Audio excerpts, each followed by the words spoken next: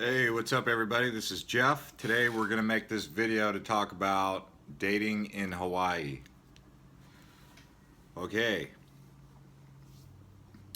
Wow, this is a broad subject that was brought up by somebody who asked a question in a comment. I think I've gotten a couple of these actually. It seems like a lot of men more than women are asking this question, but it's actually something that I've discussed with people quite often. Well, I shouldn't say quite often because it doesn't come up that often, but it's something that does come up. So it's more than you would assume, I guess you could say. So each island is going to differ, but I'm just going to talk about Hawaii in general. So Hawaii has a lot of locals, guys, girls. Some of you are wanting to come to Hawaii because you want to meet a Hawaiian. Some of you want to meet a Hawaiian girl, some of you want to meet a Hawaiian guy. Here's the one thing to consider about that. They're locals. If they're Hawaiian, they're from here, and they got a girlfriend or a boyfriend or a cousin whose friend wants to date them, or a friend's friend who knew Shorty back when, or knew him back when before he got big, this and that. So there's a lot of baggage, for real. So I don't think very many people come from another place and end up actually settling down with a local girl or guy. It does happen now. But you're going to be up against some problems, especially with locals who are going to hate on you. I mean, I'm telling you, I've sat at bars and had guys tell me, oh yeah, man, he's like, he gave me the whole rundown, or other people who even give me the same rundown. Is basically, if you're a guy and you want to date a local girl, she's 20, so she's gonna have a cousin who's got a best friend who's been trying to get with her, and then she's also got a baby, maybe a baby daddy, or a boyfriend who's crazy, who she don't like, who still loves her, or another ex from somewhere else. But on top of that, she's also got other guys who are still trying to get at her since they known her since high school.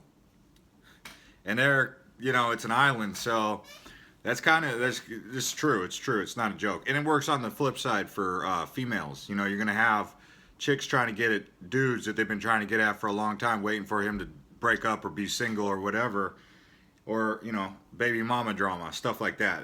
It's hardcore. Okay, so we got the whole thing about the local. It can work, but I mean, I'm telling you, you're gonna be up against some unique odds, and you're gonna have to probably get in there with the local crowd in order to even really, you're gonna have to probably get to know the family really, because if you know the family, you're safe.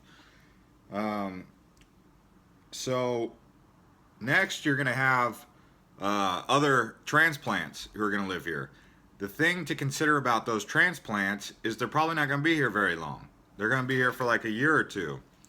So unless you get here at the exact same time and like everything's lining up, they're going to be bringing some of that weird baggage, like, oh, they hooked up with a local guy, and then they had like a military guy, and then stuff like that.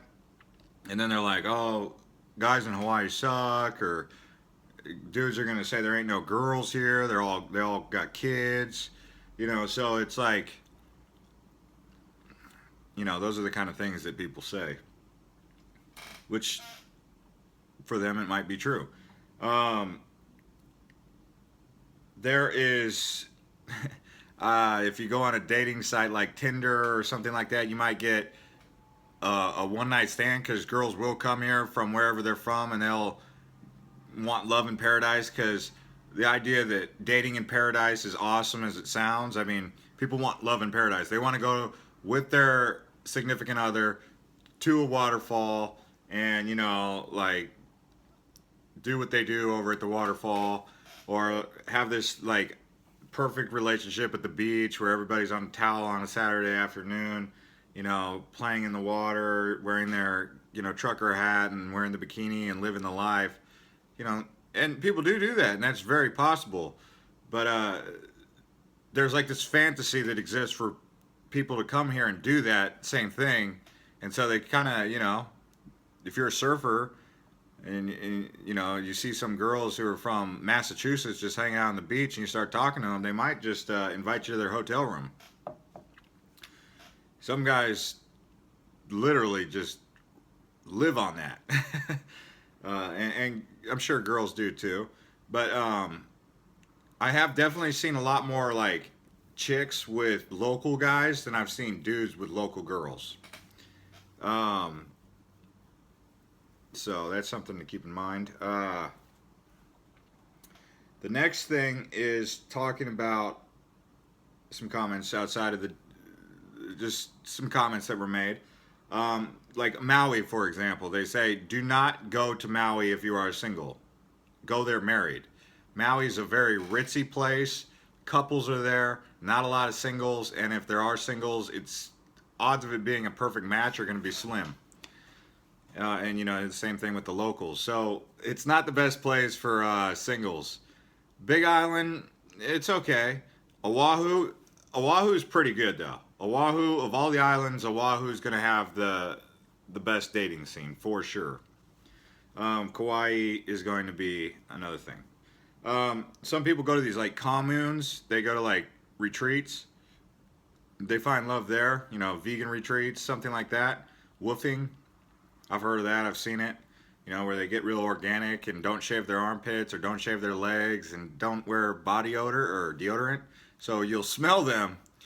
Pretty strong scent. I've smelled some pretty cute girls that had fairly strong scent.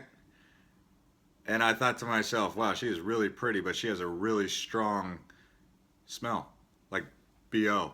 And, she would have like, obviously not shaved legs, and she would go like this, and you could see her armpit hair. And so that was something unique for me because I come from the mainland, and I'm used to chicks shaving in like, Brazilian wax or something like that. So when I see a girl doing that, especially if she's like attractive to me, I'm like kind of like thrown back by it. I'm kind of like, because the smell is very natural.